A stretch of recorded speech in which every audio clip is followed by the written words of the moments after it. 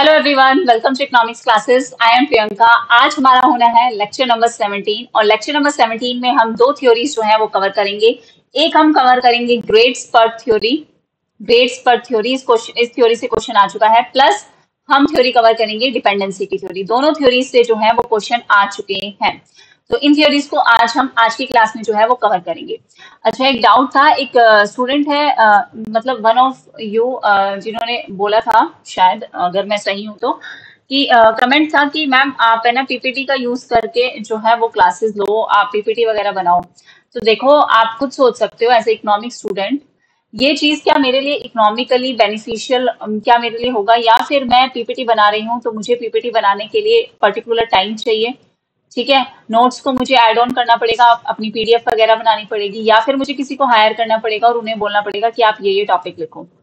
तो ये चीज थोड़ी ना इसमें आएगी कॉस्ट, और कॉस्ट आएगी तो मुझे उसके करने पड़ेंगे चार्जेस। और चार्जेस अगर मैं चार्ज करूं और मैं आपको बोलूं कि आप मेरा कोर्स वगैरह परचेज कर लो, तो कई सारे स्टूडेंट्स जो है वो ऑफेंड हो जाएंगे कि मैम आपने बोला था फ्री में पढ़ाओगे। तो देखो, मैं फ्री में पढ़ा ही सकती हूँ, लेकिन अगर आपको ये सारी फैसिलिटीज चाहिए कि आप हमें पीपीटी से पढ़ाओ, ये चीज करो, हालांकि आपके पॉइंट ऑफ व्यू से आप बिल्कुल सही हो सकते हो कि आपको पीपीटी से ज्यादा अच्छा समझ में आएगा, बट मैं यहाँ पे आपको थ्योरीज जो है वो समझा रही हूँ। मैं आपको एक एक चीज जो है लिख के दिखा रही हूँ, तो ये मेरी भी तो मेहनत हो रही है ना। बट हाँ, अगर मैं वो मेहनत भी करूंगी कि मैं पीपीटीज वगैरह बनाऊंगी, तो मैं वो भी कर सकती हूँ, इसमें कोई प्रॉब्लम नहीं है। बट उसमें फिर कॉस्ट आएगी। प्रॉब्लम ये है सारी कि कॉस्ट आएगी, और फिर कॉस्ट आप लोगों को लगेगा कि मैम अब हमसे चार्जेस ले रही है। तो मुझे कोई दिक्कत नहीं है, आप जैसे भी हो वैसे बता देना। अगर आप कहोगे तो मैं पर्टिकुलरली, अगर किसी पर्टिकुलर स्टूडेंट्स को चाहिए कि मैम आप अपना कोर्स वगैरह दे दो, या फिर आप अपने नोट्स दे दो, तो फिर मुझे उसके लिए अलग से करना पड़ेगा कि मैं उनके लिए अलग से क्लासेस वगैरह लूँ। और पर्टिकुलरली जो फ्री पढ़ना चाहते हैं उनके लिए तो फ्री रहेगा ही रहेगा, उनके लिए सेम ऐसी क्लासेस जो है वो चलेंगी। तो ये आप लोग बता देना कि कैसे क्या करना है, क्योंकि बहुत ज्यादा कमेंट आ चुका है, इसलिए मैं इस चीज को एड्रेस कर रही हूँ। ओके, सो नाउ, हाँ, आज हम स्टार्ट करते हैं अपनी नेक्स्ट थ्योरी से, जो है हमारी ग्रेड स्पर्ट थ्योरी। और देखो, चीजें थोड़ी सी बेहतर होंगी तो मैं भी फिर अच्छा राइटिंग पैड या फिर आईपैड वगैरह कुछ यूज करके सही से राइटिंग जो है वो आ जाएगी। अब राइटिंग पैड में आप खुद भी देख सकते हो कि राइटिंग बहुत अच्छी नहीं आती है, प्रॉब्लम ये है, इसलिए शायद आप लोगों को दिक्कत हो रही होगी। बट मैं अपनी तरफ से ना पूरी कोशिश करती हूँ कि चीजें मैं इस तरीके से लिखूं कि आपको एटलीस्ट जो है वो समझ में आ जाए, और मैं अगर बोल रही हूँ ना, तो आप साथ के साथ उस चीज को क्या कर लो, नोट कर लो। इतना आप अगर कर सकते हो तो ठीक है, वरना फिर मैं देखती हूँ कि अगर आप कहोगे कि पीपीटी वगैरह से पढ़ा दो, तो फिर मुझे थोड़े बहुत मिनिमम चार्जेस लेके वो चीज भी कवर कर सकती हूँ, बट उसके कुछ चार्जेस लगेंगे, क्योंकि मेरे को भी अपना टाइम वगैरह सब डालना पड़ेगा, पीपीटी बनानी पड़ेगी, सब कुछ करना पड़ेगा, तो उस चीज में टाइम लगता है, एफर्ट लगता है। और कोई भी चीज फ्री की वैल्यू तो आप लोगों को पता है, कोई नहीं करता। ठीक है, सो यस, स्टार्ट करते हैं हम ग्रेड्स पर थ्योरी से बिना अपने टाइम को वेस्ट करते हुए। तो अलेक्जेंडर ग्रेशनिकोव एक हिस्टोरियन थे, इकोनॉमिक हिस्टोरियन थे, और इन्होंने क्या किया था, इन्होंने ट्रेडिशनल इकोनॉमीज जो है ना, ट्रेडिशनल जो हमारी इकोनॉमीज हैं यूरोप की, इन्होंने इनको स्टडी किया था और देखा था कि कैसे कंट्रीज ने जो है वो अचीव किया है इंडस्ट्रियलाइजेशन, कैसे कंट्री में इंडस्ट्रियलाइजेशन आया और कैसे इकोनॉमीज ने इंडस्ट्रियलाइजेशन को अचीव किया है। क्या क्या सिमिलर कैरेक्टरिस्टिक्स हैं सारी कंट्रीज के, हर जिस कंट्री ने अपनी इकोनॉमी में कुछ प्रोसेस किया, कुछ चेंज किया, उन कंट्रीज में क्या क्या सिमिलर फीचर्स थे जिससे उन्होंने इंडस्ट्रियलाइजेशन को अचीव किया, इस चीज की इन्होंने स्टडी की। ठीक है, कॉन्सिक्वेंटली इन्होंने डिस्क्राइब किया, he describe that there are some common stages, कुछ आपकी क्या होंगी, कॉमन स्टेजेस रही होंगी, कि अंडर डेवलप्ड कंट्रीज कैसे जो है वो डेवलपमेंट की तरफ, they move toward economic development. By language में रहेगा तो दोनों में से किसी भी को भी दिक्कत लेने की परेशानी नहीं होगी। हिंदी में बता दूंगी, इंग्लिश में बता दूंगी, कोई इश्यू नहीं है। और मॉक टेस्ट का मैंने आपको टेलीग्राम पे भी पोस्ट किया था कि मॉक टेस्ट किस किस को चाहिए। अगर मेरे पास एक अच्छा सा रिस्पॉन्स आता है तो मैं आपको बेस्ट से बेस्ट मॉक टेस्ट जो है वो मैं प्रोवाइड करूंगी। थोड़े बहुत चार्जेस होंगे उसके भी, ठीक है, क्योंकि मुझे वो बनवाने पड़ेंगे। तो मैं आपको बेस्ट से बेस्ट मॉक टेस्ट प्रोवाइड करूंगी, जिससे दिसंबर का आपका एग्जाम जो है उसके लिए आप बेस्ट तैयारी जो है वो कर सकें। तो उस चीज के लिए आप वोट कर देना। टेलीग्राम पे ये कम्युनिटी पोस्ट में भी डाला था, तो आप देख लेना। अच्छा रिस्पॉन्स रहा तो मैं फिर उसके लिए भी जो है मेहनत करने के लिए तैयार हूँ। Okay, so now but he study that he consequently, उन्होंने डिस्क्राइब किया that there are some common features और there are some common stages through which every underdeveloped countries must pass on the way to achieve the economic development. सबने कुछ ना कुछ common stages को पार किया होगा और अपनी अंडरडेवलप्ड कंट्रीज को इकोनॉमिक डेवलपमेंट की तरफ लेके गए होंगे. ठीक है, हर एक country, every nation, all nations were backward ones. वो कभी ना कभी तो बैकवर्ड रही होंगी ना. ऐसा तो नहीं है कि जिस दिन से मतलब नेशन है उस दिन से ही वो एकदम वेल डेवलप्ड नेशन है और वहां कोई दिक्कत ही नहीं है, बहुत ही सही नेशन है, डेवलप्ड नेशन है. मैं ये कहना चाहती हूँ, सही नेशन का मतलब है कभी ना कभी तो वो भी बैकवर्ड रही होंगी और फिर बैकवर्डनेस से वो अपने आप को कहाँ लेके गई होंगी, इकोनॉमिक डेवलपमेंट पे. So all nation once must be backward, and to move from this traditional level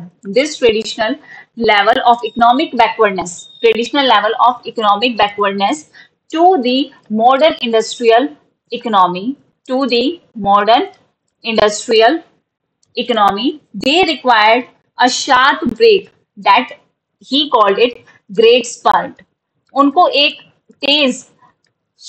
बड़े ब्रेक की जरूरत पड़ती है. ठीक है, जैसे मान लो कि एक सिंपल सा एग्जांपल लेती हूँ कि जैसे बहुत सारे ऐसे फेमस हीरो हीरोइंस हैं, वो अगर अपने बच्चों को लॉन्च करते हैं तो किसी मूवी के थ्रू लॉन्च करते हैं ना. वही चीज है कि कैसे एकदम से ट्रेडिशनल इकोनॉमिक बैकवर्डनेस की इकोनॉमी कैसे एकदम से मॉडर्न इंडस्ट्रियलाइजेशन तक पहुंचती है. उनको किसकी जरूरत है? They need a great spurt, एक बड़े उछाल की जरूरत है. जैसे कैसे एक बड़े ब्रेक की जरूरत है कि अपने पास्ट को छोड़ के वो एकदम से अपनी इकोनॉमी में क्या लेके आए? इंडस्ट्रियलाइजेशन लेके आए. So we can see that there are many Western countries like US, like Germany, like Great Britain, we can say, and France. They experienced the changes roughly at the same time, which we can say that they at the same time achieved the partial industrialization. कौन सा period था जब इन्होंने industrialisation achieve किया था? It is during first half of the 19th century. हम कहते हैं ना कि इस टाइम पे इन कंट्रीज में क्या आ गया था? इंडस्ट्रियलाइजेशन जो है वो आ गया था. तो ये पर्टिकुलर जो थ्योरी है वो यही देखते हैं कि क्या इन्होंने स्टेजेस जो है वो अचीव किए, कैसे ये स्टेजेस तक पहुंचे, कैसे अंडर डेवलप्ड कंट्रीज जो है they pass on a way to the economic development. Okay, so this is the crux of this particular theory. Now, so given a degree of economic backwardness, एक country कितनी backward है इस चीज को ध्यान में रखते हुए और कैसे वो कहाँ पहुंचेगी, how it achieved to industrialization or on the eve of industrialization, there are some course of the characteristics of its industrial development. ठीक है, कुछ ना कुछ फीचर्स रहे होंगे इंडस्ट्रियल डेवलपमेंट के. तो ग्रेशवेकॉन ने समड अप किया है इन सारे चेंजेस को 6 जर्नलाइजेशन में. ये चीज जो है वो देखने को मिली होगी. 6 जर्नलाइजेशन जो है वो आपको देखने को मिला होगा इन पर्टिकुलर थ्योरीज में. ओके, तो सबसे पहले अगर हम कहें तो इन्होंने पहली जर्नलाइजेशन क्या की थी कि ये जर्नल चीजें सब कंट्रीज ने फेस की होगी अपनी कंट्री को डेवलपमेंट से अंडर डेवलप्ड से डेवलपमेंट की तरफ ले जाते हुए. ओके, सो ये पर्टिकुलर थ्योरी हम करेंगे अभी. फर्स्ट देखो क्या बोला जाएगा कि जितनी ज्यादा एक बैकवर्ड कंट्री होगी, मोर बैकवर्ड, 6 जर्नलाइजेशन है और वो 6 जर्नलाइजेशन हम करते हैं. सबसे पहली जर्नलाइजेशन क्या है? more backward of a country's economy, the more likely was its industrialization to start discontinuously. एकदम से जितनी ज्यादा बैकवर्ड एक पर्टिकुलर कंट्री होगी उसे उतना ही बड़ा चेंज चाहिए इंडस्ट्रियलाइजेशन तक जाने के लिए. डिसकंटिन्यूस होगा मतलब एक स्मूथ जो है ट्रांजिशन नहीं हो सकता बैकवर्ड से लेके इंडस्ट्रियलाइजेशन तक. जितना ज्यादा बैकवर्ड उतनी ज्यादा एफर्ट. जितने कम आपके नंबर मॉक टेस्ट में आएंगे उतने ज्यादा आपको एफर्ट्स लगाने पड़ेंगे अपने मॉक्स के मार्क्स को, अपने रिजल्ट को इंप्रूव करने के लिए. वही सेम चीज है. The more backward of a country's economy, the more likely was its industrialization to start this continuously and as a great spurt, but they need a sudden great spurt proceeding and very relatively high rate of growth manufacturing output. उतना ही ज्यादा उनका जो है high rate of growth होगा, high rate of growth of manufacturing output. जैसे simple सी एक चीज है, देखो अगर आप ये सोच के मतलब मैं बहुत लेमन लैंग्वेज में आपको एक सिंपल सी चीज बताती हूँ. जैसे मान के चलो कि आपने कोई चीज थ्योरी पढ़नी स्टार्ट की, अगर आपको पहले से पता है कि सोलो की थ्योरी में क्या है, तो आप पढ़ते वक्त अपना दिमाग भी पूरा लगाओगे, और जो सामने वाला पढ़ा रहा होगा उस तरफ नहीं सोचोगे, क्योंकि आपको पहले से ये सोचोगे कि मुझे आता है। लेकिन एक बात चलो, एक आपकी एक ब्लैंक स्लेट है, एक ब्लैंक स्लेट पे अगर आप कुछ लिखोगे तो वो चीज आपको ज्यादा समझ में आएगी, या पहले से आपके अंदर होच पोच है कि ये ऐसे भी है, इसमें ये भी था, इसमें वो भी था? नहीं। वही चीज है कि जितनी ज्यादा बैकवर्ड है इकोनॉमी, उतना ही ज्यादा डिसकंटिन्यूअस स्टार्ट होगा, उतना ही बड़ा हमें ग्रेड स्पर चाहिए, लेकिन उतनी ही तेजी से हम क्या कर पाएंगे, ग्रो कर पाएंगे। एकदम से डाउनफॉल आते हैं, तो एकदम से अगर आप मेहनत करोगे, अपनी मेहनत को पूरी तरीके से यूज करोगे, अच्छे से पूरी स्ट्रेटेजी वगैरह सब यूज लगा के, तो आप एक सडन एक ग्रेट चेंज जो है वो लेके आ सकते हो। So more backward the economy, the more pronounced was the stress in the industrialisation on bigness of both plant and enterprises. Simple सी बात है कि जितनी ज्यादा एक इकोनॉमी बैकवर्ड होगी, उतना ही ज्यादा स्ट्रेस आएगा, उतनी ही ज्यादा फिर क्या होगी, डेवलपमेंट होगी। ठीक है, उतना ही ज्यादा स्ट्रेस आएगा किस चीज पे, उतना ही ज्यादा स्ट्रेस आएगा इंडस्ट्रियलाइजेशन पे, कि उतना ज्यादा इंडस्ट्रियलाइजेशन जो है वो करने की जरूरत है, और उतना बड़ा चेंज जो है वो देखने को मिलता है जितना ज्यादा आप बैकवर्ड पे हो। अब आप 90 पे हो और एकदम से 150 स्कोर कर रहे हो, तो कितना बड़ा चेंज है। अगर आप 120 से 150 पे स्कोर कर रहे हो, तो कितना कम चेंज जो है वो देखने को मिलता है। यहाँ पे ज्यादा एफर्ट लगे, बहुत बड़ा चेंज आपको देखने को मिला है कि आपने सच में मेहनत करी है।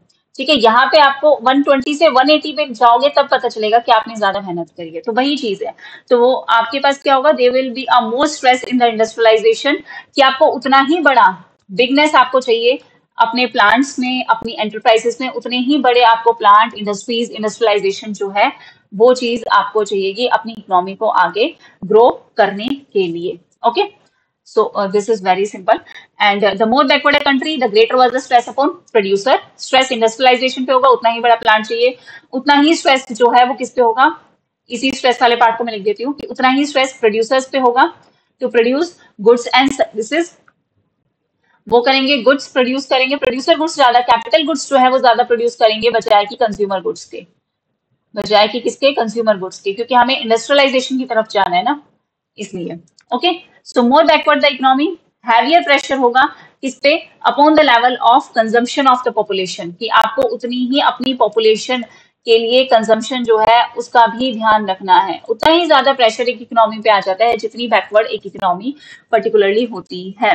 Okay, so these are some features. और हम क्या कह सकते हैं, एक सेकेंड, ये क्या हो गया, यस, और हम क्या कह सकते हैं कि जितनी ज्यादा एक बैकवर्ड इकोनॉमी होगी, ग्रेटर जो है रोल प्ले होगा किसका, ग्रेटर रोल प्ले होगा सोशल इंस्टीट्यूशंस का।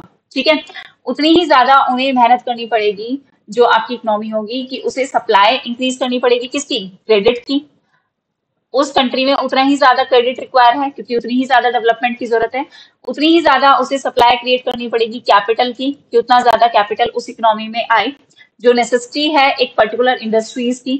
And what they need entrepreneur guidance, guidance भी उतनी ही ज्यादा चाहिए।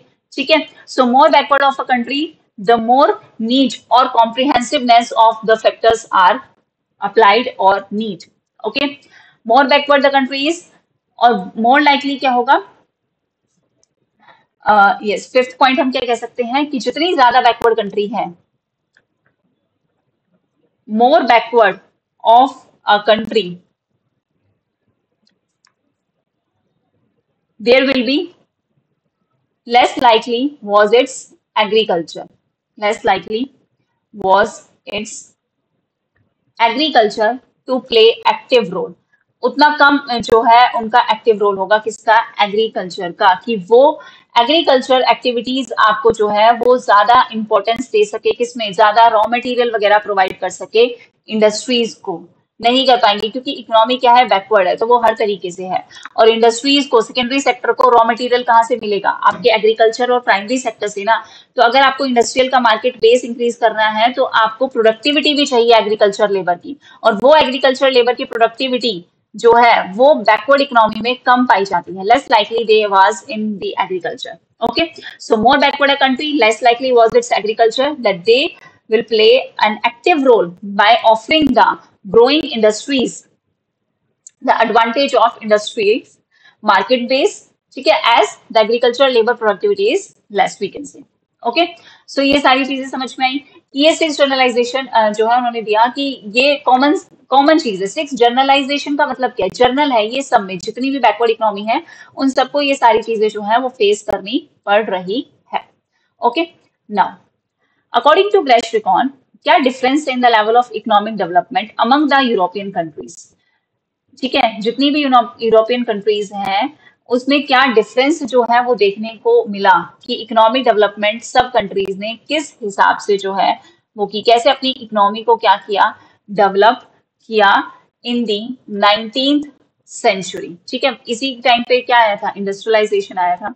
और क्या ये जो डिफरेंस है in the level of economic development among these European countries in 19th century, क्या ये सफिशिएंटली लार्ज है कि ये जो इंक्रीजिंग स्केल है बैकवर्डनेस का जो बाकी कंट्रीज में है उन सबको ये अरेंज कर सकता है? जितनी बैकवर्डनेस बाकी कंट्रीज में आई है क्या उन सबको ये अरेंज कर पाएगा?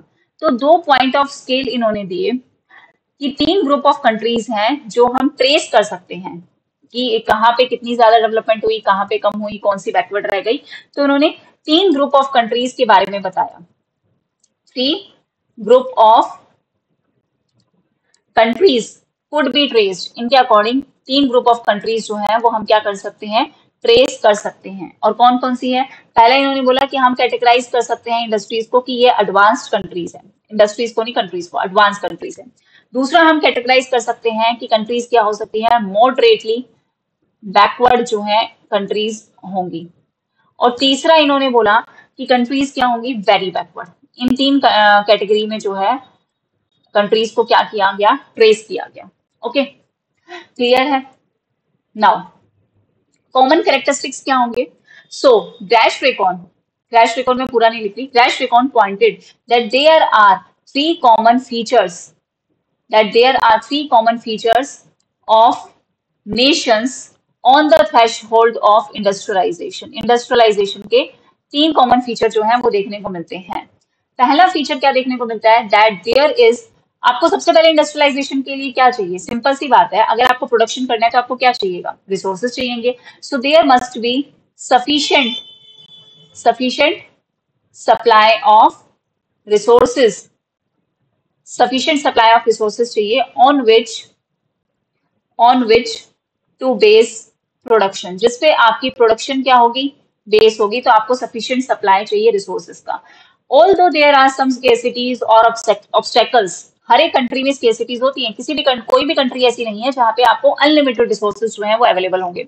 सो although there are some scarcities, there are some obstacles और हिंड्रेंस, रुकावटें आएंगी, स्केर्सिटी हो भी सकती है, बट वो इतनी बड़ी स्केर्सिटी, इतनी बड़ी प्रॉब्लम नहीं होगी इंडस्ट्रियलाइजेशन लाने। अगर आपको इंडस्ट्रियलाइजेशन लेके आना है तो वो इतनी बड़ी प्रॉब्लम नहीं होगी। जिन कंट्रीज में इंडस्ट्रियलाइजेशन आया है इसका मतलब उन्होंने अपने रिसोर्सेज को एफिशिएंटली यूज किया और उनके पास सफिशिएंट सप्लाई है रिसोर्सेज का।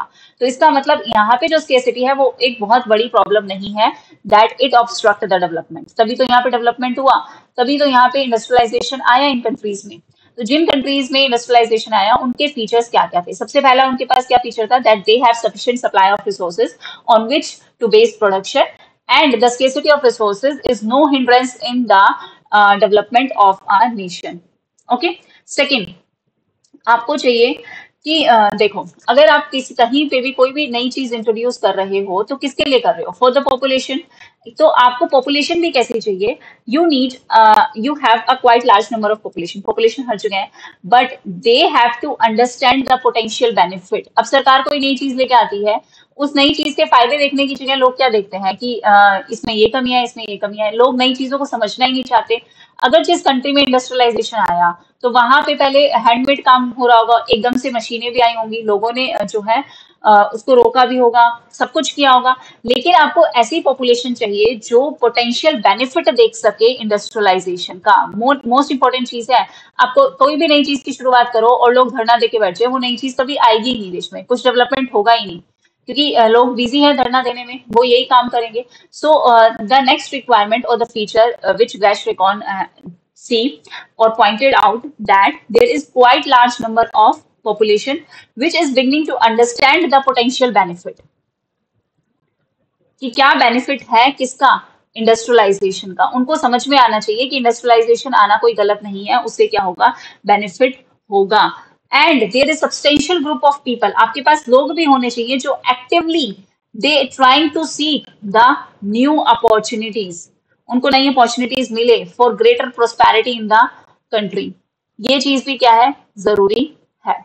ओके, नाउ थर्ड, हमें ऐसी कंट्री में क्या फीचर्स चाहिए, थर्ड हमें चाहिए कि हाँ टेंशन हो सकती है एग्जिस्टिंग इकोनॉमिक जो आपके इंस्टीट्यूशंस हैं, existing economic institutions and the group who want new, कि एक ग्रुप होगा, एक तो आपके एग्जिस्टिंग इकोनॉमिक इंस्टीट्यूशंस मतलब ऑलरेडी मान के चलो कि यहाँ पे एक स्मॉल स्केल इंडस्ट्री है जो लेबर इंटेंसिव है, जो हाथ से काम कर रही है, हैंडीक्राफ्ट का काम कर रही है, और एक वो है जिसमें क्या है, जिनको क्या चाहिए, कुछ नया चाहिए, मशीनें वगैरह चाहिए, ठीक है।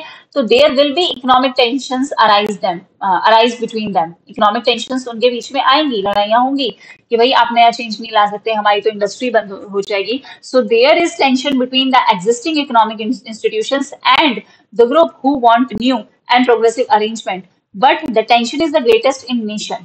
नेशन में अगर आपको एक नेशन को डेवलपमेंट के पाथ पे लेके जाना है, path of development, you need to avoid these। और एग्जिस्टिंग इकोनॉमिक रिलेशंस जो है वही, अगर वो सही नहीं है तो एक्सट्रीमली बैकवर्ड रह सकती है। अगर ये टेंशंस जो है आएंगी, हर कंट्री में आएंगी, अगर ये टेंशंस जो है वो रिमूव कर दी जाए, so they will become more developed countries. तो टेंशंस अराइज होती हैं जिस कंट्री में इंडस्ट्रियलाइजेशन आता है, उसमें भी अराइज होती हैं। Okay, now the point is, ये सारे इन्होंने फीचर्स वगैरह बता दिए कि एक इकोनॉमिक बैकवर्ड कंट्री के क्या क्या फीचर्स होंगे, जितनी ज्यादा बैकवर्ड कंट्री होगी उसको क्या चाहिए, उसको उतना ही स्ट्रेस देना पड़ेगा इंडस्ट्रियलाइजेशन के लिए, ठीक है, उतना ही डिसकंटिन्यूअस उनका स्टार्ट होगा, उतनी ही बैकवर्ड रहेगी। बट उन्होंने ये भी बताया, और इस बेसिस पे इन्होंने कंट्रीज को 3 पार्ट में भी डिवाइड किया, एडवांस, मॉडरेटली बैकवर्ड और वेरी बैकवर्ड। प्लस इन्होंने ये भी बताया कि जो कंट्रीज इंडस्ट्रियलाइजेशन लेके आ रही है उनके क्या क्या कॉमन फीचर्स जो हैं वो हो सकते हैं। तो 3 फीचर्स उन्होंने ये भी बताया। फिर इन्होंने बताया वैश्विकों ने that how to bring about the great spurt, कैसे एक इकोनॉमी में जो है वो ग्रेट स्पर्ट लेके आएंगे, how to bring it. Problem ये आती है, प्रॉब्लम तो हमें पता चल गई कि इंडस्ट्रियलाइजेशन जहां हुआ वहां क्या था, जहां इंडस्ट्रियलाइजेशन नहीं हुआ वहां क्या था, ठीक है। So there are several tensions between the economic backwardness. अब देखो, जितनी ज्यादा आप बैकवर्डनेस है जिस इकोनॉमी में, उसको उतनी ही ज्यादा टेंशन होगी और उसको उतनी ही ज्यादा अर्जेंसी होगी, किसकी, अर्जेंसी ऑफ डेवलपमेंट नेसेसिटीज, उतनी ही ज्यादा उसको नेसेसिटीज जो है वो समझ में आएंगी। अब जैसे एक सिंपल सा एग्जांपल देती हूँ, मैं हर चीज को ना रियल चीज के साथ कनेक्ट करके बताना चाहती हूँ ताकि आपको अच्छे से समझ में आए। अब आप जितने एकदम से आपको पता चला कि आप फेल हो गए और आपके 120 नंबर आए, उतनी ही ज्यादा आपको एकदम से आएगी कि भाई मुझे तो अर्जेंटली अब पढ़ना है, मेरे को मेरी कितनी नेसेसिटी है, एकदम से जागेगी। तो जितनी ज्यादा टेंशन होगी इकोनॉमिक बैकवर्डनेस और अर्जेंसी ऑफ डेवलपमेंट में, उतना ही बड़ा एक बिग स्पर्ट चाहिए, मतलब उतनी ही बड़ी आपकी मेहनत चाहिए कि आपको जो है 120 से 180 190 तक के स्कोर पे जाना है ना, वही चीज है। So severe tensions between the economic backwardness and the urgency of development necessities, a big spurt of industrial development in many directions is required। Big spurt of industrial development in many directions, आपको बहुत सारे directions में जो है वो काम करना पड़ेगा, आपको हर एक 20 की 20 यूनिट जो है वो कवर करनी है, तो ये भी देखना है, वो भी देखना है, ये भी करना है, वो भी करना है, तो वही चीज है, यही चीज है। इस चीज को मैंने बस रिलेट कर दिया इस चीज से। ओके, सो अकॉर्डिंग टू ग्रेशरेकॉन, अगर आपको इंडस्ट्रियलाइजेशन के लिए एग्जिस्टेंस कुछ नेसेसरी कंडीशंस जो हैं वो होनी चाहिए, कि ये नेसेसरी कंडीशंस हैं, और हमें इंडस्ट्रियलाइजेशन लेके आना है तो हमें क्या क्या करना पड़ेगा। So for industrialisation, the existence of certain, for industrialization, okay, so for industrialization as put forward, so according to Greshrekon, for industrialization there are existence of certain necessary conditions, जैसी देखो, इसको मैं रोस्टो के साथ कनेक्ट कर सकती हूँ। जैसी रोस्टो ने आपको बताई थी ना, कि रोस्टो ने जैसे बताया था कि इतनी स्टेजेस ऑफ डेवलपमेंट आपको चाहिए, कि preconditions for take off traditional society, ऐसा जो है ग्रेट स्पर्ट ने नहीं बताया। इनका जो व्यू था ना वो बेस्ड था ऑब्जर्वेशंस पे, ठीक है। सो हम इसको रोस्टो के साथ भी कनेक्ट कर सकते हैं, क्योंकि रोस्टो ने भी स्टेजेस ऑफ डेवलपमेंट जो है वो दी थी। लास्ट में हम पूरी थ्योरी पढ़ने के बाद हम ग्रेशरेकॉन और रोस्टो का डिफरेंस भी देखेंगे, इनके बीच में क्या सिमिलैरिटी थी और क्या इनके बीच में डिफरेंसेस थे। So according to Gerschenkron, for industrialisation the existence of certain necessary conditions was not required as it is given by Rostow. जैसा रोस्टो ने दिया था वैसी कंडीशंस जो है वो यहाँ पे रिक्वायर्ड नहीं है। इन्होंने अपना जो व्यू दिया है, he based this view on to empirical conditions. Empirical मतलब होता है कि आपने उसकी स्टडी की है। He based this view on to empirical observations और study, we can say that. First क्या है? First, the precondition for industrialisation, कि क्या कंडीशन हमें चाहिए। The precondition for industrialisation that existed in England. England में क्या conditions existed हैं? Were either absent in backward countries, क्या ये बैकवर्ड कंट्रीज में एब्सेंट थी? अगर आप बैकवर्ड कंट्रीज को हम डेवलपमेंट देखो, जैसे मान लो इंग्लैंड में डेवलपमेंट आया, इंडस्ट्रियलाइजेशन आया, तो उनकी उससे पहले क्या कंडीशंस थी? तो आज अगर हमें किसी बैकवर्ड नेशन का अगर डेवलपमेंट करना है, इकोनॉमिक डेवलपमेंट करना है, इंडस्ट्रियलाइजेशन लेकर आना है, तो क्या उसकी कंडीशंस क्या थी? ठीक है, सो वर, क्या बैकवर्ड कंट्री में ये कंडीशन एब्सेंट थी, इसलिए ये लोग बैकवर्ड वो डेवलप नहीं हो पा रहे। वर either absent in backward countries of Europe, Europe की क्या बैकवर्ड कंट्रीज में ये चीजें नहीं थी? Countries of Europe. और अगर थी भी तो बहुत ही स्मॉल स्केल पे थी, तभी इनका डेवलपमेंट जो है नहीं हुआ। तो ये चीज उन्होंने बोली। सेकंड इन्होंने क्या ऑब्जर्वेशन करी? सेकंड इन्होंने ऑब्जर्वेशन करी कि आपको क्या चाहिए? A big spurt of industrialization occurred in those countries where preconditions were not present। जहां पे ये preconditions नहीं भी present थी, तो वहां पे कैसे big spurt हमें required है? were not big spurt of industrialization occur in those countries where such preconditions not present। ठीक है, तो वहां पे बिग स्पर्ट कैसे आया इंडस्ट्रियलाइजेशन का? सो इन्होंने कुछ एग्जांपल्स दिए, उसमें अब इन्होंने समझाया। और ग्रेशरेकॉन ने फिर कंट्रीज को हमने देखा कि 3 ग्रुप में डिवाइड कर लिया, वो हम ऑलरेडी देख ही चुके हैं कि इन्होंने कंट्री को किस ग्रुप में डिवाइड किया, इकोनॉमिक बैकवर्डनेस के हिसाब से, कि एडवांस्ड कंट्रीज कितनी है, मोस्ट मॉडरेटली बैकवर्ड कितनी है, मॉडरेटली बैकवर्ड, और तीसरा इन्होंने देखा वेरी बैकवर्ड क्या है। तो ग्रेट स्पर्ट ऑफ इंडस्ट्रियलाइजेशन के इन्होंने नोट किया कि एडवांस नेशन जो है, जो एडवांस नेशन है, ये स्टार्ट करते हैं first stage of development with factory, with factory से, या फिर हम कह सकते हैं प्राइवेट फर्म्स से। ठीक है, और मॉडरेटली जो बैकवर्ड नेशंस होते हैं, ये स्टार्ट करते हैं अपनी डेवलपमेंट किससे? बैंक से। और एक्सट्रीम जो कंडीशन में है ना, ये अपनी डेवलपमेंट को स्टार्ट करते हैं गवर्नमेंट के थ्रू। तो जो एडवांस्ड है, उन्होंने फैक्ट्री और प्राइवेट ओनर्स को दे दिया कि वो कैपिटलाइजेशन, इंडस्ट्रियलाइजेशन लेके आएंगे। जो मॉडरेटली बैकवर्ड है, उन्होंने क्या कहा कि बैंक से कैपिटल लेके फिर हम डेवलपमेंट करेंगे। और जो बिल्कुल लास्ट में जो लीस्ट बैकवर्ड है, मोस्ट बैकवर्ड जो नेशंस हैं, उन्होंने किसके भरोसे डाला? गवर्नमेंट के। मतलब वो किसको सपोर्ट कर रहे हैं? सोशलाइजेशन को। ये कह सकते हैं कि मोस्ट बैकवर्ड कंट्रीज के लिए ग्रेट स्पर्ट कौन लेके आ सकता है? गवर्नमेंट लेके आ सकती है। ये चीज जो है वो हम यहाँ से बता सकते हैं। ठीक है, सो इंडस्ट्रियलाइजेशन हम ये इन्फर नहीं कर सकते कि कुछ कंडीशंस पे ही डिपेंड करता है कि ये कंडीशंस होंगी तभी इंडस्ट्रियलाइजेशन होगा। नहीं, किसी भी कंडीशन में इंडस्ट्रियलाइजेशन तो हो ही सकता है ना।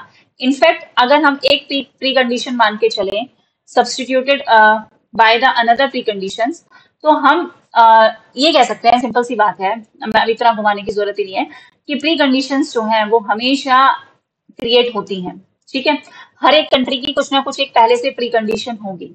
Even the course of industrialization, उन्हें अपनी प्री कंडीशंस के साथ ही काम करना पड़ेगा। हर एक कंट्री की अलग होती है, तो हर एक कंट्री को अपनी सिचुएशन के हिसाब से जो है डेवलपमेंट जो है वो करना चाहिए। ठीक है, सो ये पर्टिकुलर चीज जो है किसने कहा? ग्रेशरेकॉन ने अपनी थ्योरी में जो है वो कहा। ओके, और एक और चीज मैं बता सकती हूँ कि यहाँ से इंपॉर्टेंट और क्या हो सकता है कि एक एक क्वेश्चन शायद आया था कहीं पे, मैं वो चाहती हूँ कि आपको पता चल जाए। हाँ, सो क्या क्वेश्चन बन सकता है? So according to him, according to Gerschenkron, जैसे मैंने बता भी दिया लेकिन मैं फिर भी क्लियरली बता देती हूँ आपको। According to Gerschenkron, greater the degree of backwardness, greater the degree of backwardness, the greater the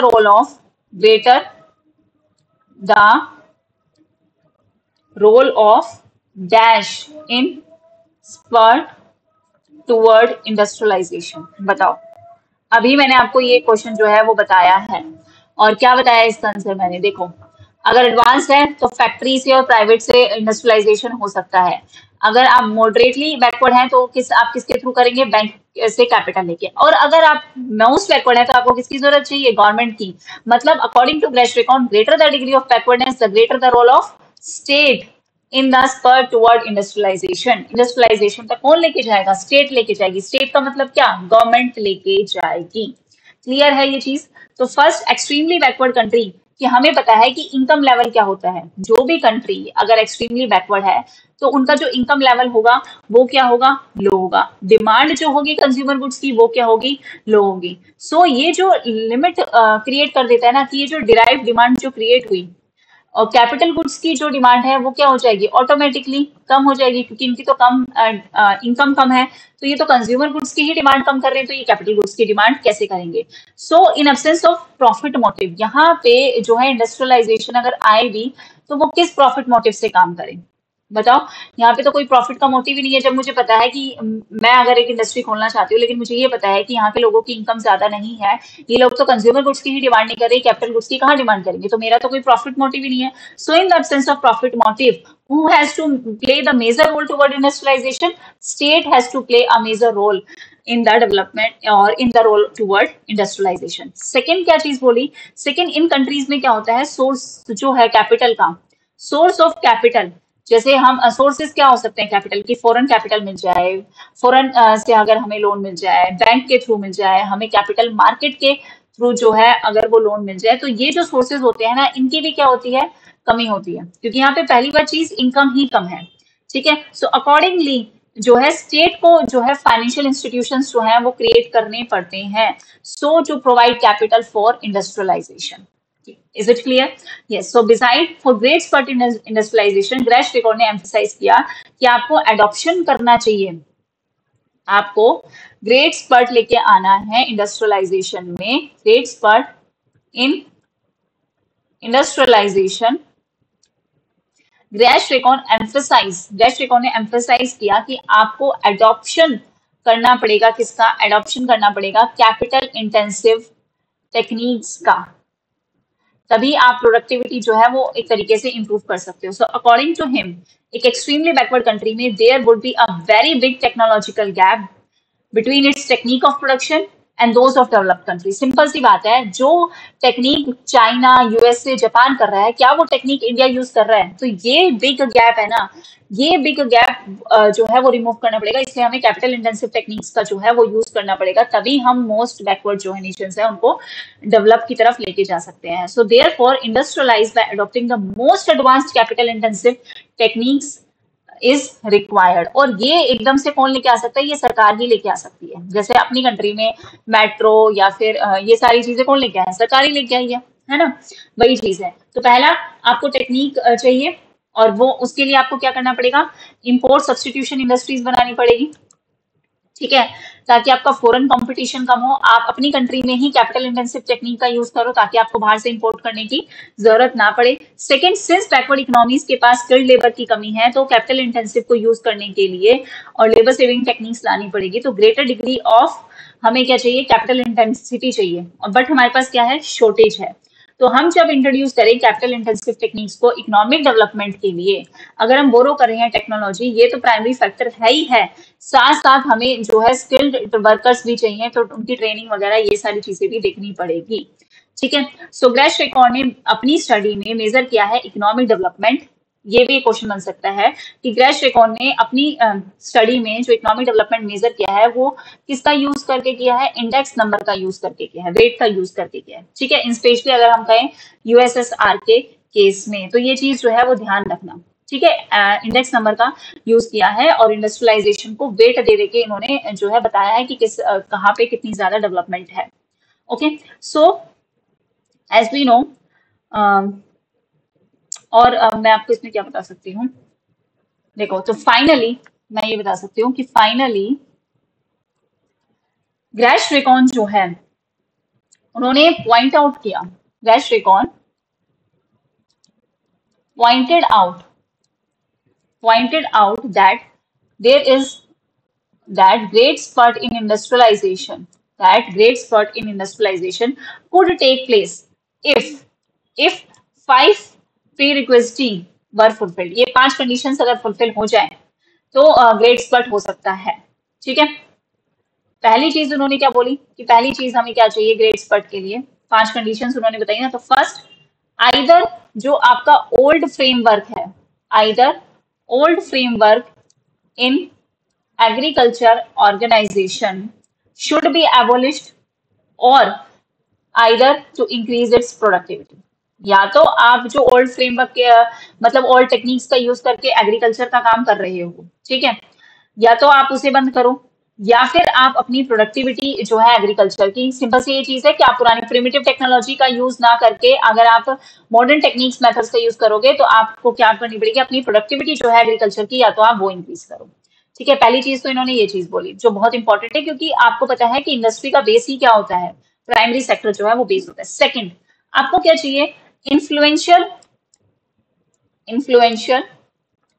modern elite should be created which is interested in economic change। आपको ऐसे लोग चाहिए जो इंटरेस्टेड हों इकोनॉमिक चेंज करने में, चेंज लाने में, देश में कुछ नया करने में, जो आपको इंटरेस्टेड रहे, इन्फ्लुएंशियल ऐसे पर्सन हो। ओके, थर्ड क्या चाहिए, there should be a provision for material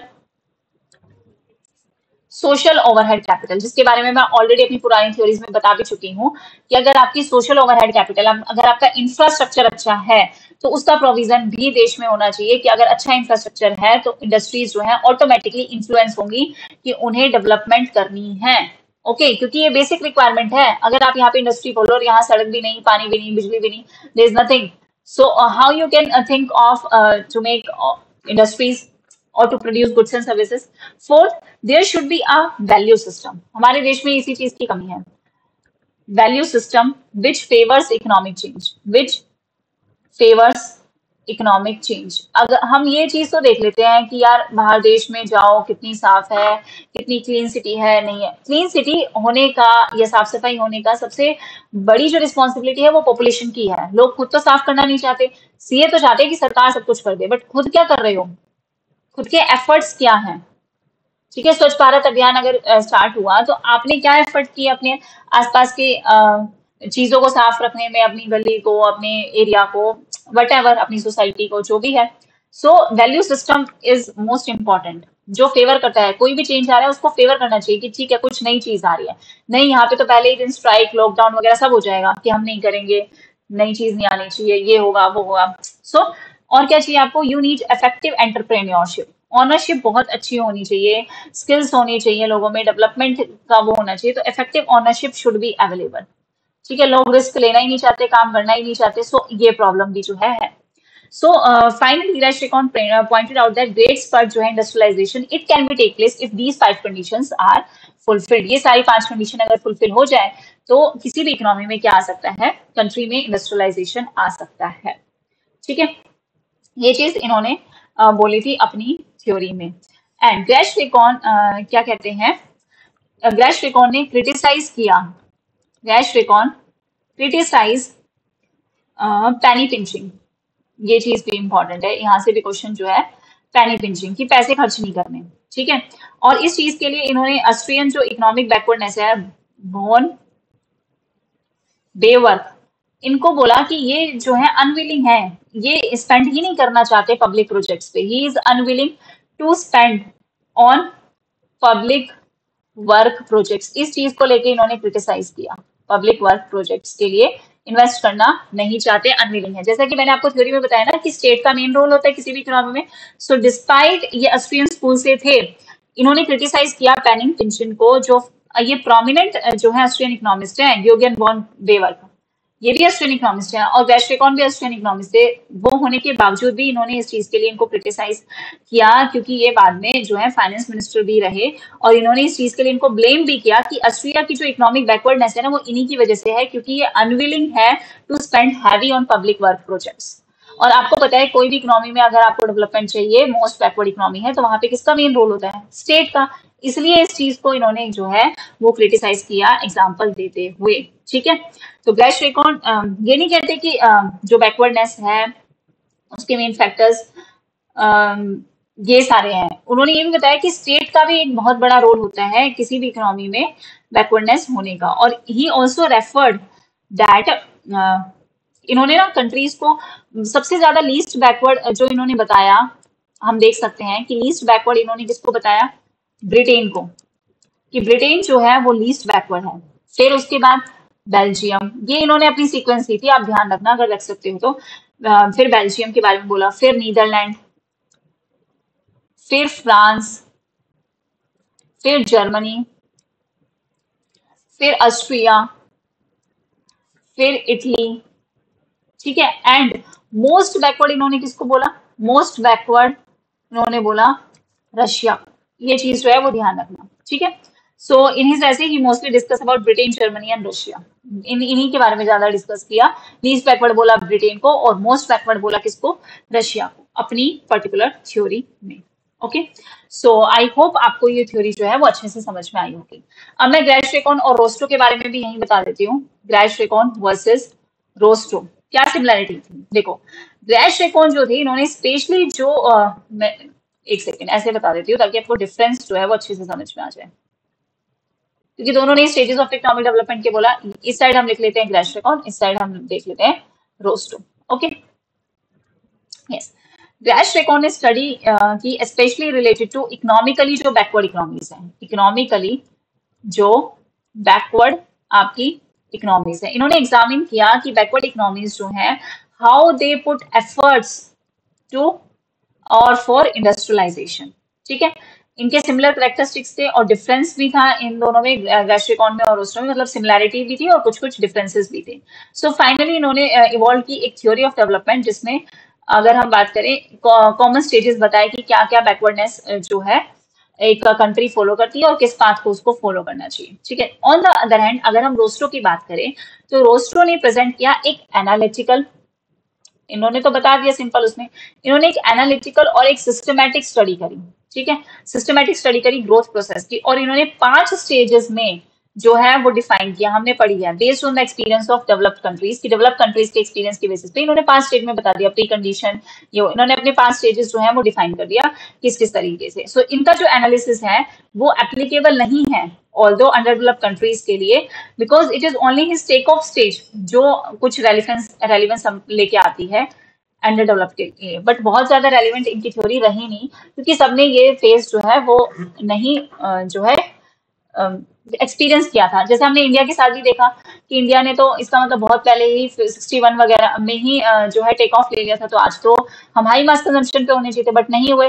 तो वही चीज है कि सबने जो है सेम चीजें फेस नहीं की थी, और ये थ्योरी मैं आपको ऑलरेडी करवा भी चुकी हूँ। सिमिलैरिटी क्या थी गैश्रिकॉन और रोस्टो में? गैश्रिकॉन और रोस्टो इन्होंने बात की ग्रेट स्पर्ट की, कि ठीक है आपको एक बड़े जो है स्पर्ट की जरूरत है इंडस्ट्रियलाइजेशन के लिए। सो गैश्रिकॉन क्लोजली रिलेटेड है रोस्टो की टेक ऑफ के साथ। जो गैश्रिकॉन का ग्रेट स्पर्ट है और जो रोस्टो का टेक ऑफ है, ये दोनों आपस में क्लोजली रिलेट करते हैं। दोनों ही एलिमेंट स्ट्रेस करते हैं कि स्पेसिफिकली हमें डिसकंटिन्यूटी जो है वो देखने को मिलेगी। अभी जो स्टेजेस हैं ये डिसकंटिन्यूसी तो है, तो हमें डिसकंटिन्यूटी जो है वो देखने को मिलेगी। तो great spurt however confined to the area of manufacturing and mining, जबकि take off refers to national output. Take off का मतलब आपका टेक ऑफ हुआ किस में? नेशनल आउटपुट में। जबकि यहाँ पे जो ग्रेट स्पर्ट है it is particularly about manufacturing, कि आपको इंडस्ट्रियलाइजेशन चाहिए ना, तो मैन्युफैक्चरिंग और माइनिंग से जो है ये रिलेटेड था, जबकि ये किससे रिलेटेड था? नेशनल आउटपुट से रिलेटेड था रोस्टो का। ठीक है, सो ये था इनके बीच में मेन डिफरेंस या सिमिलैरिटी हम जो है वो कह सकते हैं। आई होप आपको थ्योरी अच्छे से समझ में आई होगी। मैंने पूरी कोशिश की कि मैं अच्छे से आपको जो है वो थ्योरी समझा दूं। ओके, नाउ नेक्स्ट हमारी कौन सी थ्योरी थी, कर ही लेते हैं। देखो हालांकि आप देख लेना थोड़े, अगर आप बोर भी हो गए तो अब बोर होने की बात नहीं है, मैं पढ़ा रही हूँ तो मैं ही बोर नहीं हो रही, तो आप लोग कैसे बोर हो सकते हो। पॉल बैरॉन्स डिपेंडेंसी थ्योरी, क्योंकि मैं ये सोच रही थी अगर हम इतनी धीरे चलेंगे तो फिर भाई अगले साल तक ही सिलेबस कंप्लीट होगा, और मैं क्या करूँ, मैं ये भी चाहती हूँ कि थ्योरी अच्छे से समझा दूं। अगर आप चाहोगे पॉइंट टू पॉइंट ही बता दो मैम जितना नेट के लिए इंपॉर्टेंट है, तो फिर वैसे ही बढ़ा दिया जाएगा, बट उससे कुछ फायदा होने नहीं वाला, क्योंकि यू नेवर नो कि पेपर आपका कब कितने लेवल का आ जाए। देखो हालांकि यहाँ से क्वेश्चन आया कि डिपेंडेंसी थ्योरी किसने दी है, पॉल बैरॉन ने दी है। तो डिपेंडेंसी थ्योरी का अगर मैं मतलब मेन फ्लक्स देखो ना, तो डिपेंडेंसी का मतलब क्या है, ये कहते हैं, मतलब मेन क्रक्स में मैं बताती हूँ कि फिर बताऊंगी भी थ्योरी, कि अंडर डेवलप्ड कंट्रीज जो है ना, उनको किसी पे डिपेंड नहीं होना चाहिए, उनको जो है वो अलग से खुद की डेवलपमेंट करनी चाहिए, वो किसी पे डिपेंड ना हो। वो ये कहना चाहते हैं कि अपने आप को अब अलग रखो रेस्ट ऑफ द वर्ल्ड से, ठीक है, और कन्फाइंड हो जाओ खुद में ही, और फिर खुद अपना क्या करो, डेवलपमेंट करो, अपनी डिपेंडेंसी जो है वो डेवलप्ड कंट्री से खत्म कर दो, अंडर डेवलप्ड कंट्रीज को ये कहते हैं, ठीक है, सिंपल। सो डिपेंडेंसी थ्योरी हम कह सकते हैं 1960s और 70s के टाइम पे जो है वो आई थी, जबकि अब ग्रेश-रिकॉन की थ्योरी जो है वो 1951 के टाइम पे, ध्यान रखना ग्रेश-रिकॉन की थ्योरी 1951 के टाइम पे थी, ग्रेश-रिकॉन की, ओके। और डिपेंडेंसी थ्योरी जो थी वो आपकी 1960s और 70s के टाइम की है, ठीक है। सो डिपेंडेंसी थ्योरी लाइमलाइट है during the 60s and 70s, हम कह सकते हैं। मेन प्रोफाउंडर कौन थे डिपेंडेंसी थ्योरी के, ध्यान रखना जो जो नाम बता रही हूँ, क्यों, क्योंकि कई बार क्वेश्चन आ सकता है कि कौन पर्टिकुलर इकोनॉमिस्ट जो है वो रिलेट करते हैं डिपेंडेंसी थ्योरी से। तो ट्रेविस सिंगर नाम तो सुना ही होगा, ट्रेविस सिंगर हाइपोथेसिस, है ना, ट्रेविस सिंगर, ट्रेविस सिंगर, एक साथ बोलती हूँ ना तो लगा एक ही में ही लिख दिया, ट्रेविस और सिंगर अलग अलग है। पॉल बैरॉन, पॉल स्वीजी, पॉल स्वीजी, उसके बाद सी फर्टैडो, और अम, और नाम क्या था, ए Gunnar Myrdal, yes Gunnar Myrdal, yes. और करडासो का भी नाम लिख लो, और गुनार मिडल का भी नाम लिख लो, क्या पता कौन सा आ जाए, गुनार मिडल, और ए गुंडर फ्रैंक का भी नाम लिख लो, और फ्रैंक और किनका नाम लिख लो, गिरवन का भी नाम लिख लो, और बिल बैरन का भी नाम लिख लो, ठीक है। अब कहोगे ये बहुत सारे हैं, बट मैं क्या करूँ, ये सारे के सारे बुक में हैं तो ये सारे के सारे लिखने पड़ेंगे, ठीक है। So the main propounders of dependency theory जो है वो ये सारे के सारे हैं, okay. So most of these authors, इन्होंने इन सब ने फोकस किया है लैटिन अमेरिका को केस स्टडी ली है, ठीक है। और अगर हम इजिप्ट की बात करें, इजिप्ट साइड या फिर इस्लामिक वर्ल्ड की साइड की बात करें, तो वहां पे थे समीर अमीन, इनका नाम भी जो है वो इजिप्ट की साइड लिया जाता है, ठीक है। इन्होंने डिपेंडेंसी थ्योरी इस्लामिक वर्ल्ड की जो है वो पढ़ी थी, बाकी लेटिन अमेरिका की हम कह सकते हैं इन सब ने पढ़ी थी, ठीक है। सो प्रायर थ्योरीज जो थी डिपेंडेंसी थ्योरी की, जो इनसे पहले जो थ्योरी थी डिपेंडेंसी थ्योरी से पहले जो थ्योरीज थी, उन्होंने क्या एज्यूम किया था, उन्होंने ये एज्यूम किया था दैट कि जितनी भी आपकी डेवलप्ड कंट्रीज हैं जो आज जिस फेज से गुजर रही हैं वो सब सेम फेज से ही पास आउट हुई हैं, ठीक है। ऐसा इन्होंने बोला कि ये सब क्या है, इनका सिमिलर डेवलपमेंट फेज था। So prior theories, which are earlier than dependency theories, they assume that these developed countries today have passed today have passed through similar development phase, ठीक है, similar development phase, ठीक है। Thus इन्होंने क्या बोला, देखो अच्छे से लिखती हूँ मैं, थस अगर कोई भी एलडीसी है, कोई भी लेस डेवलप कंट्रीज है, wants to undertake development process, और किसी भी अगर लेस डेवलप कंट्रीज को अगर डेवलपमेंट प्रोसेस चाहिए, then it should follow the same phase. Dependency theory से पहले की थ्योरी इसे कहती है कि जैसा डेवलप्ड कंट्रीज का फेज रहा ना, वैसा ही लेस डेवलप कंट्रीज का फेज होना चाहिए। अगर किसी भी लेस डेवलप कंट्रीज को डेवलपमेंट करनी है, डेवलपमेंट प्रोसेस चाहिए, then it should also follow same phase, ठीक है, सेम फेज को फॉलो करना चाहिए, चाहे ट्रेड में हो, इन्वेस्टमेंट में हो, टेक्नोलॉजी में हो, किसी भी चीज में हो। लेकिन आपकी जो डिपेंडेंसी थ्योरी है वो इस बात को डिनाई करती है कि इनका सेम फेस नहीं हो सकता। जरूरी नहीं है कि जो डेवलप्ड कंट्रीज ने फेस फॉलो किया, जो पाथ फॉलो किया डेवलपमेंट का, वही लेस डेवलप्ड कंट्रीज भी डेवलपमेंट के लिए वही पाथ फॉलो करें। इसी चीज को डिनाई किया डिपेंडेंसी थ्योरी ने कि नहीं, ऐसा कुछ भी नहीं है कि जो पाथ इन्होंने फेस किया वही जो है ये भी फेस करेंगे। तो development dependency theory completely denied the idea or argue that कि less developed countries have to follow the same path. Instead, इन्होंने बोला कि जो less developed countries है ना, उनकी कंडीशंस जो है वो क्या है, डिफरेंट है। ठीक है, हालांकि इनके फीचर्स सेम है, जितनी भी लेस डेवलप्ड कंट्रीज होते हैं उनके फीचर सेम ही होते हैं। इनकम का लेवल कम है, टेक्नोलॉजी कम है, लेबर अनएम्प्लॉयमेंट ज्यादा है, लेस स्किल्ड वर्कर है। हालांकि ये चीज सेम है, लेकिन पाथ जो है वो ये नहीं हो सकता जो डेवलप्ड कंट्रीज का है। तो डिपेंडेंसी थ्योरी ये आर्ग्यू करती है, डिपेंडेंसी थ्योरी